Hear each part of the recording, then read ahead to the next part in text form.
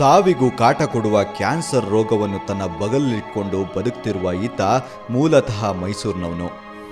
ಅಲ್ಲಿಯ ಪಕ್ಕದಲ್ಲಿರುವ ಗೋಕುಲಂನ ನಿವಾಸಿ. ಕಡುಬಡತನ ಮನೆಯಲ್ಲಿ ತುಂಬಿ ತುಳುಕುತ್ತಿತ್ತು. ಆದರೆ ಮನೆಯವರ ಪ್ರೀತಿ ವಾತ್ಸಲ್ಯದ ಮುಂದೆ ಅದ್ಯಾವುದು ಲೆಕ್ಕಕ್ಕೆ ಬರಲಿಲ್ಲ. ಅಂತಹ ಅನ್ಯೋನ್ಯತೆ ಇತ್ತು ಆ ಕುಟುಂಬದಲ್ಲಿ. ಅಲ್ಲಿಯ ಪಕ್ಕದಲ್ಲಿರುವ RMC ಯಾರ್ಡ್ನಲ್ಲಿ ಮಹದೇವ ಕೂಲಿ ಮಾಡ್ತಿದ್ದ.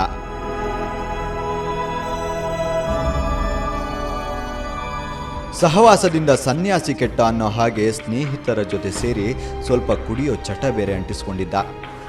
ಅಷ್ಟು ಬಿಟ್ಟರೆ ಬೇರೇನು ಚಟ ಇರದ ಮನುಷ್ಯ ಈತ. ಆದರೆ ತನ್ನ ತಂದೆ ತಾಯಿಗೆ ಒಳ್ಳೆಯ ಮಗನಾಗಿದ್ದ. ಇದೆಲ್ಲ ಮಾಮೂಲಿ ವಿಷಯ ಅಂದರೆ ಈತ ಒಬ್ಬ ವ್ಯಕ್ತಿಯನ್ನು ಹತ್ಯೆ ಮಾಡಿದ್ದು. ಆದರೆ ಅದು ಮಾಡಬೇಕು ಅಂತ ಮಾಡಿರೋ ಹತ್ಯೆ ಅಲ್ಲ, ಅಕಸ್ಮಾತಾಗಿ ಆದ ಘಟನೆ.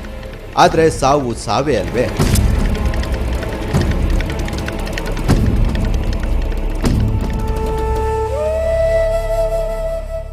ಎಂದಿನಂತೆ ಅಂದು ಕೂಡ ಆತ ಕೂಲಿ ಮಾಡಿ RMC ಯಾರ್ಡ್ ಮಾರ್ಕೆಟ್ ಬಳಿ ಸ್ನೇಹಿತರ ಜೊತೆ ಕಾಲ ಕಳೆಯುತ್ತಿದ್ದ. ಸ್ನೇಹಿತರು ಇಸ್ಪಿಟಾಡ್ತಿದ್ರೆ ಈತ ಕುಡಿಯುತ್ತಾ ಕುಳಿತಿದ್ದ. ಅದೇನಾಯ್ತೋ ಗೊತ್ತಿಲ್ಲ, ತನ್ನ ಸ್ನೇಹಿತ ಚಂದ್ರಶೇಖರನ ಜೊತೆ ರಾಂಗ್ ಆಗಿ ಮಾತಾಡಲು ಶುರು ಮಾಡಿದ. ಆತನ ಬಾಯಲ್ಲಿ ಅಕ್ಕ ಅಮ್ಮ ಅನ್ನೋ ಶಬ್ದಗಳು ಶುರುವಾಗಿ ಬಿಡ್ತು.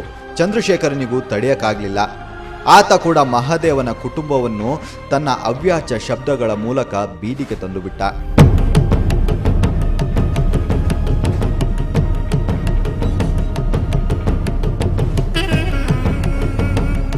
ಮಹಾದೇವ ಎಣ್ಣೆ ಬಾಟ್ಲನ್ನು ಆಡಿಸ್ತಿದ್ರೆ ಎಣ್ಣೆ ಈತನನ್ನೇ ಆಡಿಸ್ಬಿಟ್ಟಿತ್ತು. ರಾಂಗ್ ಆದ ಚಂದ್ರಶೇಖರ ಮಹಾದೇವನನ್ನು ಅಟ್ಟಾಡಿಸಿಕೊಂಡು ಹೊಡೆದ. ಗಟ್ಟಿಗ ಮಹಾದೇವ 3-4 ಸಲ ತಪ್ಪಿಸಿಕೊಂಡ್ರು ಬೆಂಬಿಡದೆ ಬೆನ್ನತ್ತಿದ. ಕೊನೆಗೆ ಆ ಜಾಗ ಅಲ್ಲಿಗೆ ಬಂದೇ ಬಿಟ್ಟಿತ್ತು. ಅಲ್ಲಿದ್ದ ಕಲ್ಲಿನ ಮೇಲೆ ಚಂದ್ರಶೇಖರನ ಸಾವು ಬರೆದಿತ್ತು.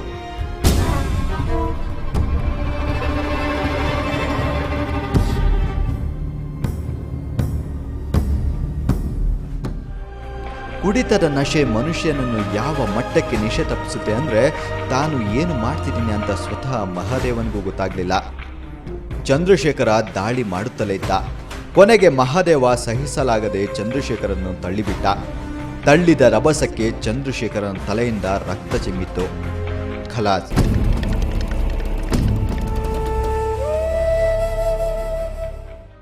ಸುದೀರ್ಘ ಮೌನವೊಂದು ಅಲ್ಲಿ ಆವರಿಸಿಬಿಟ್ಟಿತ್ತು. ಆ ಮೌನ ಸೆರೆಮನೆಯ ಕತ್ತಲ ಕೋಣೆಯಲ್ಲಿ ಸಣ್ಣಗೆ ಸುಳಿದಾಡುವ ಕಠೋರ ಮೌನವಾಗಿತ್ತು.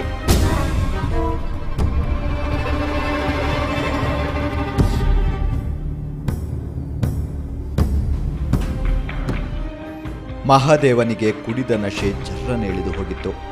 ಅಲ್ಲಿಂದ ಆತ ಪರಾರಿಯಾದ. ಆದರೆ ಕಾನೂನು ಆತನ ಬೆನ್ನು ಹತ್ತಿತ್ತು. ಈಗ ಯಾರೂ ಊಹಿಸದಷ್ಟು ಬದಲಾಗಿದ್ದಾನೆ. ಯಾಕೆಂದರೆ ಕಾಲನೇ ಬದಲಾಗತ್ತೆ ಅಲ್ವೇ. ಗಲಾಟೆ ಆಯಿತು. ಗಲಾಟೆ ಆದಂಥ ಸಮಯದಲ್ಲಿ ನನಗೆ ಹೊಡೆದು ಅಲ್ಲಿ ಮುರಿದಾಕಿ ಮತ್ತು ಈ ಹಣೆಯಲ್ಲಿ ಏಟ್ಬಿತ್ತು, ರಕ್ತ ಬಂತು. ಎಷ್ಟು ಹೇಳಿದ್ರು ಕೇಳಲಿಲ್ಲ. ಸರಿ ಸ್ಟೇಷನ್ ಕಂಪ್ಲೇಂಟ್ ಕೊಡೋಣ ಅಂತ outpost police station RMC yard ಪಕ್ಕದಲ್ಲೇ ಆ ಸ್ಟೇಷನ್ ಒಳಗೋದೆ. ಆ ದಿನ ಔಟ್ಪೋಸ್ಟ್ ಪೊಲೀಸ್ ಸ್ಟೇಷನಲ್ಲಿ 2 ಪೊಲೀಸರು ಇರ್ತಿದ್ರು. ಅವರು ಇಲ್ಲ. ನೀನೇನೋ ಮಾಡ್ತೀಯ ಅಂತ ಕೆಟ್ಟ ಮಾತಾಡೋದ್ರಿಂದ ಏನು ನೀನು ಬೆಳಗ್ಗೆ ಬರಲೇಬಾರ್ದು ಹಂಗೆ ಮಾಡ್ತೀನಿ ಅಂದ್ಬಿಟ್ಟು ಕಲ್ಲೆತ್ತಿ ಮತ್ತೆ ಇಲ್ಲಿ ಹೊಡೆದ. ಏನೋ ಆಕಸ್ಮಿಕವಾಗಿ ಆಯಿತು. ಆಮೇಲೆ ನಾನು ತಳ್ದೆ, ಇನ್ನು ಬಿಟ್ಟರೆ ತಡೆಯೋಕ್ಕಾಗಲ್ಲ ಅಂದ್ಬಿಟ್ಟು ನಾನು ಕೋಪ ತಡ್ಕೊಂಡಿದ್ದವನು. ಎಷ್ಟೋ ತಡೆಯೋಕ್ಕಾಗಲಿಲ್ಲ. ಮತ್ತು ಕೋಪ ಬಂದು ನಾನು 1-2 ಏಟು ಹೊಡೆದೆ. ಕೆಳಗೆ ಬಿದ್ದ ರಭಸದಲ್ಲಿ ತಲೆಗೆ ಏಟಾಗಿ ಹೋಗ್ಬಿಟ್ಟ. ಮತ್ತು ಅಲ್ಲಿಂದ ನನಗೆ ಕಂಪ್ಲೇಂಟು ಕೇಸು ಮತ್ತು ಇದು ಎಲ್ಲ ಆಯಿತು. ಜಡ್ಜ್ಮೆಂಟು ಆಯಿತು, ಶಿಕ್ಷೆನೂ ಆಯಿತು. ನೈಟ್ 3 ಗಂಟೆಲಿ ಬಂದು ಎಳ್ಕೋದ್ರು.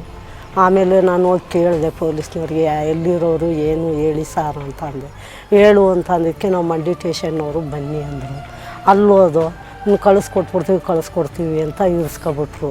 ಪೊಲೀಸ್ನವರೆಲ್ಲ ಏನೂ ಆಗಲ್ಲಮ್ಮ, ಏನೂ ಆಗಲ್ಲ, ಇನ್ನು ಕಳಿಸ್ಕೊಟ್ಬಿಡ್ತೀವಿ ಅಂತಲೇ ಅಂದರು. ನಾವು ಆಸ್ಪತ್ರೆಗೆ ಹೋಗಿ ಹೆರಿಗೆ ಆಗೈತಲ್ಲ ನೋಡ್ಕೊಂಬರೋದ್ರೊಳಗೆ ಕೋರ್ಟ್ ಕರ್ಕೋದ್ರು ಅಂತ ಕರ್ಕೊಬರ್ತಾರೆ ಅಂದ್ಬಿಟ್ಟು ಅಲ್ಲಿ ಕಾಯ್ಕೊಂಡಿದ್ರೆ ಇಲ್ಲಮ್ಮ ಜೈಲಿಗೆ ಕಳಿಸ್ಬಿಟ್ಟು.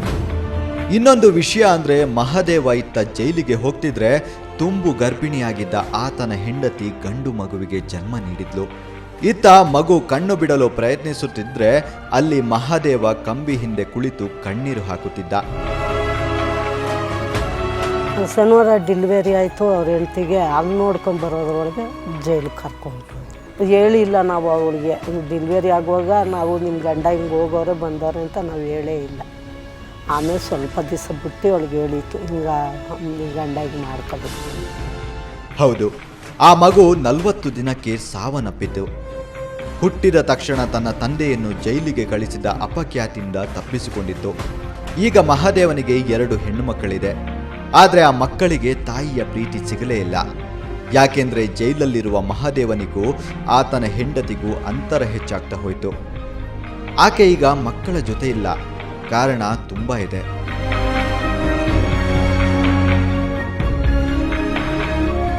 ಕೆಲವು ಮನೆಯವ್ರನ್ನ ವ್ಯಭಿಚಾರಕ್ಕೆ ಕರೀತಾರೆ. ಅವಳ ಗಂಡ ಏನೋ ಅಲ್ಲಿದ್ದಾನೆ ಬಿಡ, ಅವ್ರ ಅಣ್ಣ ಅಲ್ಲಿದ್ದಾನೆ, ಈ ಥರ ಆಗಿ ಈ ರೀತಿ ಕೊಟ್ಟು. ಇದು ಪ್ರತಿಯೊಬ್ಬ ಕೈದಿಯ ಕತೆ. ಯಾಕೆಂದ್ರೆ ಹಳ್ಳಕ್ಕೆ ಬಿದ್ದವರನ್ನ ಮತ್ತೆ ಹಳ್ಳಕ್ಕೆ ತಳ್ಳೋದೇ ನಮ್ಮ ಪ್ರಜ್ಞಾವಂತ ನಾಗರಿಕರ ಆದ್ಯ ಕರ್ತವ್ಯವಾಗಿ ಬಿಟ್ಟಿದೆ.